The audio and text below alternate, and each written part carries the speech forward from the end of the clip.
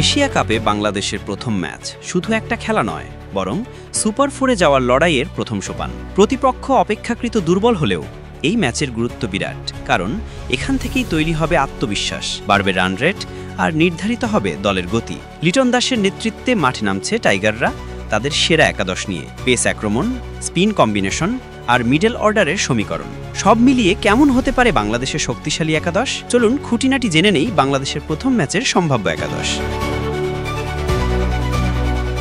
2 দিন পর এশিয়া কাপে নিজেদের প্রথম ম্যাচে মাঠে নামতে যাচ্ছে বাংলাদেশ। প্রতিপক্ষ হংকং।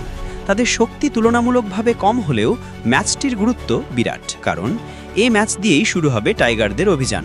শুধু জয় নয়, বড় জয় তুলে নেওয়া ছাড়া অন্য কোনো বিকল্প নেই লিটন দাসের দলের সামনে। ভালো রান রেট না থাকলে পরবর্তীতে আফগানিস্তান ও শ্রীলঙ্কার মতো শক্তিশালী প্রতিপক্ষের বিপক্ষে চাপ বাড়তে পারে। তাই একাদশে কোনো পরীক্ষামূলক পরিবর্তন নয়, বরং সেরা খেলোয়াড়দের নিয়েই মাঠে নামবে বাংলাদেশ। প্রথম 3 ব্যাটার নিয়ে কোনো সংশয় নেই। ওপেনিংয়ে থাকবেন 2 তরুণ মারকুটে ব্যাটার পারভেজ হোসেন ইমন ও তানজিদ হাসান তামিম। তাদের সাথে 3 নম্বরে ইনফর্ম অধিনায়ক লিটন কুমার দাস। সাম্প্রতিক সময়ে দুর্দান্ত ফর্মে আছেন তিনি, দলের ভরসার নামও বটে। তবে মিডল অর্ডারের সমীকরণটা কিছুটা জটিল। 4 নম্বর জায়গায় লড়াই চলছে সাইফ হাসান ও হৃদয়ের মধ্যে। সর্বশেষ সিরিজে চমৎকার পারফরমেন্স করায় এগিয়ে আছেন সাইফ। তবে মিডল অর্ডারে একজন স্থিতিশীল ব্যাটার প্রয়োজন বলেই 5 নম্বরের হৃদয়কেও জায়গা দেওয়া হতে পারে। 6 নম্বরে দেখা যেতে পারে জাকির আলীকে, যদিও এখানে বিকল্প হিসেবে আছেন শামীম পাটোয়ারিও। নেদারল্যান্ডস সিরিজে শামীম খুব একটা সুযোগ পাননি, তাই সুযোগ পেলে নিজেকে প্রমাণের চেষ্টা করবেন তিনি। বোলিং ইউনিটে বাংলাদেশ নামবে 3 পেসার ও 2 স্পিনারের সমন্বয়ে। ইনজুরি কাটিয়ে ফিরেই ছন্দে আছেন তাসকিন আহমেদ।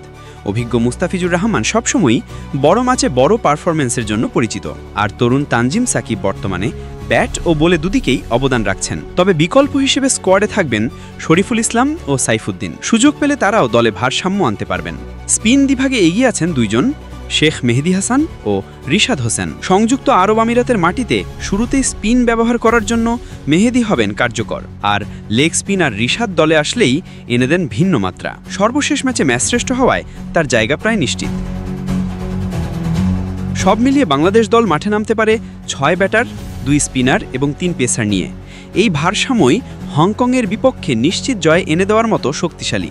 11 সেপ্টেম্বর রাত 8:30টায় বাংলাদেশ মাঠে নামবে হংকংয়ের বিপক্ষে নিজেদের প্রথম ম্যাচে। একই গ্রুপে পরের 2 ম্যাচে অপেক্ষা করছে আরও বড় চ্যালেঞ্জ, আফগানিস্তান ও শ্রীলঙ্কা। তাই সুপার ফোরে যাওয়ার স্বপ্ন টিকিয়ে রাখতে হলে প্রথম ম্যাচ থেকেই বড় জয় তুলে নিতে হবে লিটন, তাসকিন, মুস্তাফিজদের।